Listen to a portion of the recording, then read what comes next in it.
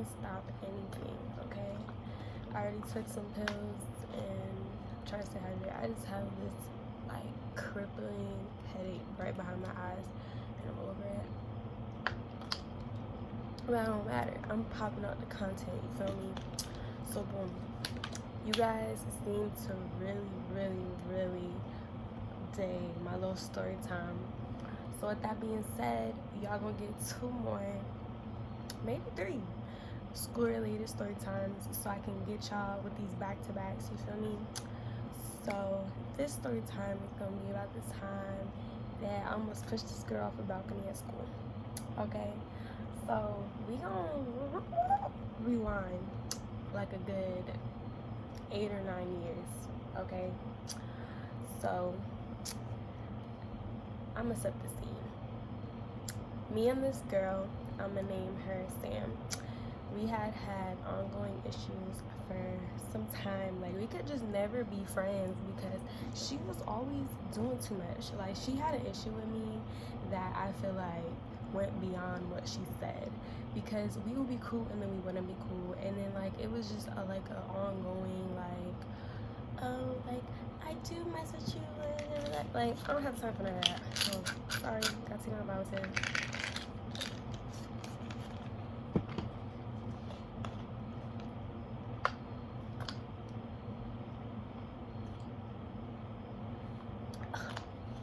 It's uncoded. Anyways, so I had this dream that I fought her the night before, and the dream was so vivid because I was planning on wearing this specific outfit, but it wasn't laid out because I'm not that kind of person. I like pick out my clothes like right before I leave. But this outfit was like pretty vivid. Like, I was wearing a pink sweatshirt and light gray sweats in the dream, and I beat her like, I was really going in on her in this dream.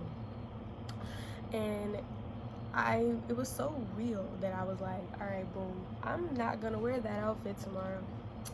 So I wore a different variation of sweatpants, and stuff went haywire, you feel me? Okay, so boom, my friend, I'm gonna name her La Cienega, she was about to have a quince, and she was, you know, sending out invites, whatever. She was a really sweet girl. I still rock with her to this day. Like, she's cool. I love her. Shout out to you. Anyways, so she was sending out invitations. People starting to get their dresses, get all excited, whatever.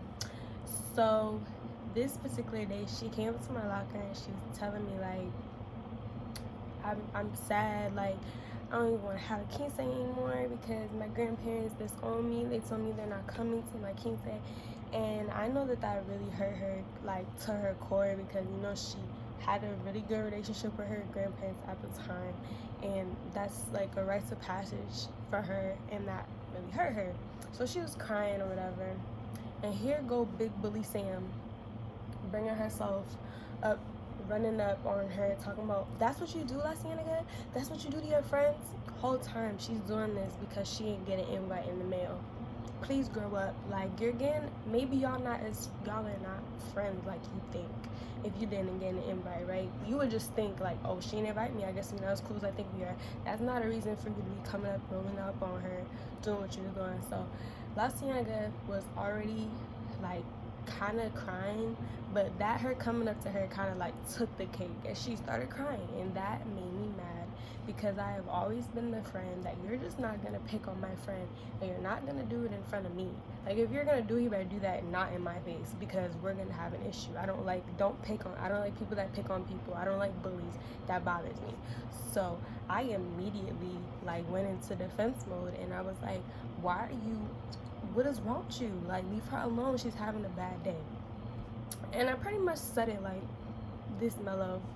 So shorty Sam here about to just start going crazy, like just start cussing me out, talking about beating me and doing all kinds of stuff. And my best friend at the time, I'm gonna call her Tori because it's so far away from her actual name, we kind of like were taken back from the way that she burst out like that. Because I'm gonna like paint y'all a picture. So it's me, Tori La Cienega. So La Cienega is like in tears now. And I'm like immediately turned because I'm like, who are you talking to like that? I will punch you in your bridge. So, and Tori's kind of like, what? Like, what are you doing? Like, it was a real night and day situation because I'm right next to her and I'm clapping, I'm punching my hand as I'm like, stop playing with me. Please stop playing with me.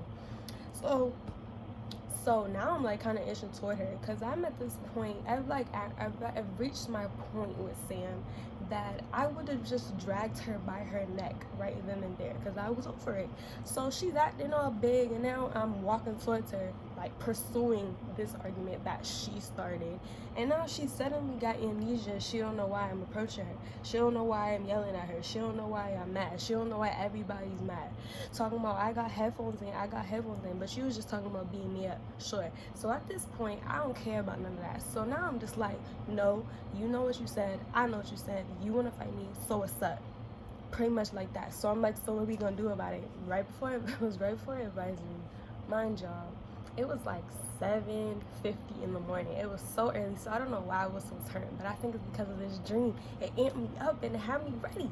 So people are starting to come in, starting to get a little reckless because I'm screaming. My best friend, she's kind of like relaxed, but she's kind of mad too because you're doing too much. And she's up there doing all this gyrating and stuff, and that's like not doing much for me because at this point I'm just ready to punch her in her face, like stop playing with me.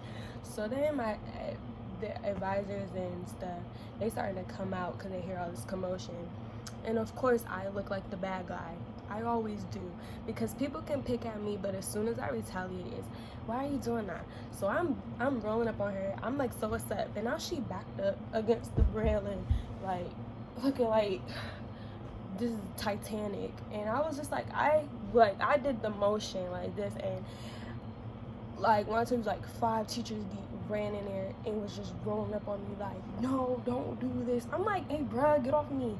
And then the teacher is like, he's like, why are you, his name is Mr. Cobb. He's like, why are you all up in her face? All that. I'm like, she hated me first, and I'm the one that got her. He's just like, oh, go calm down. I was like, don't tell me to calm down. Don't even address me, cause you sent up. Why are you asking me what happened and I'm the one in the wrong? Get on my face. And he's just like, whoa, we're not gonna tolerate. I'm not tolerating you. Don't patronize me. I say that a lot, and I feel like I say that a lot in my videos, but people are it's like a consistent thing. Don't patronize me. Don't ask me what's wrong and then try to tell me to calm down because I'm upset. Don't tell me to calm down. I'm mad. Leave me irritating. So now it's this whole thing.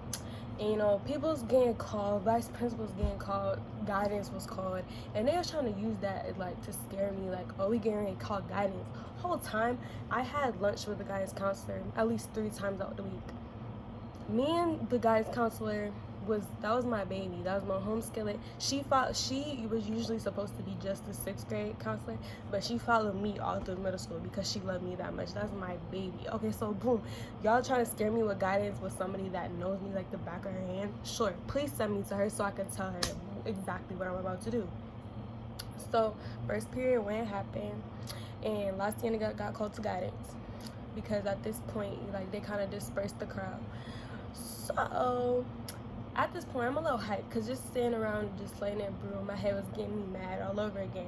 So I said to myself, when you see her right before, during passing time between first and second period, you gonna rush her. Period. And you just gonna punch her dead in her face, and y'all gonna fight. That's what my inner D was telling me, right? So, because we had second period together, so she was gonna have to see me anyway. So boom. I had said nothing of this plan. I didn't tell anybody that I was about to do this, but I feel like everybody knew.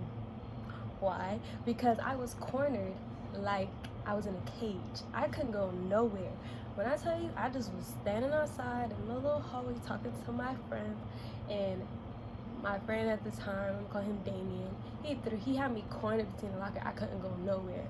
Because when she was about to come around the corner, I was just getting ready to swing on her.